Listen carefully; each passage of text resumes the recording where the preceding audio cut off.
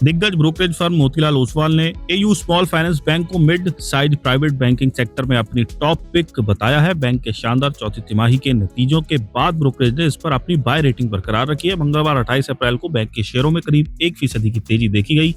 Bank ने वित्त वर्ष 2025 से 26 की चौथी तिमाही में उम्मीद से बेहतर प्रदर्शन किया है। नेट प्रॉफिट सालाना आधार पर 65% बढ़कर 832 करोड़ रहा। वहीं नेट इंटरेस्ट इनकम 23% की ग्रोथ के साथ 2582 करोड़ दर्ज की गई। FY26 के लिए बैंक का मुनाफा 25% बढ़कर 2641 करोड़ पर पहुंच गया। ब्रोकरेज के मुताबिक बैंक की सफलता के पीछे मुख्य वजह मार्जिन में विस्तार और क्रेडिट लागत में कमी है। बैंक का नेट इंटरेस्ट मार्जिन पिछली तिमाही के मुकाबले 24 बेसिस पॉइंट बढ़कर 5.96% हो गया है। फंड की कम लागत और बेहतर एसेट मिक्स से मार्जिन को सहारा मिला। Q4 में क्रेडिट लागत तेजी से घटकर 0.6% रह गई, जो बैंक की मजबूत रिकवरी को दिखाता है।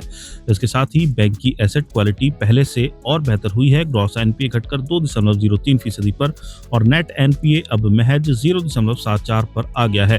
डिपॉजिट सालाना आधार पर 23% की बढ़त के साथ 1.52 लाख करोड़ हो गई है।